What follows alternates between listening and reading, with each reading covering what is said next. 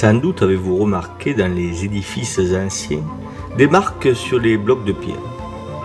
Jusqu'à il y a peu, ces traces laissées là volontairement étaient nommées marques de tâcherons.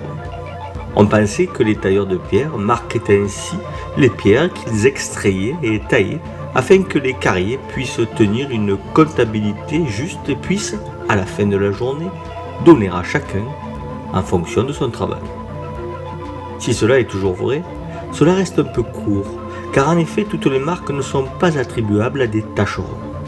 Philippe Bernardi, dans son ouvrage publié aux éditions du CNRS, Bâtir au Moyen-Âge, énumère un certain nombre d'usages possibles de ces marques, et l'on comprend alors qu'il s'agissait d'un véritable langage technique, un jargon, qui contribuait à l'édification des édifices.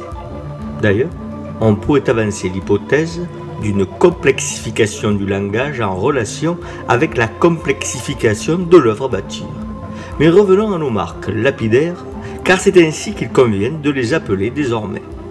Elles pouvaient servir à qualifier la pierre en fonction de sa qualité et de son lieu d'extraction, à désigner le lit de pose, à créer des groupes de pierres destinés à un usage particulier, à indiquer un emplacement, mais aussi à donner des indications sur le tailleur à l'origine de la pierre en indiquant que le travail a été payé, que le salaire est supérieur pour ce type de réalisation, ou enfin donner l'identité du tailleur de pierre.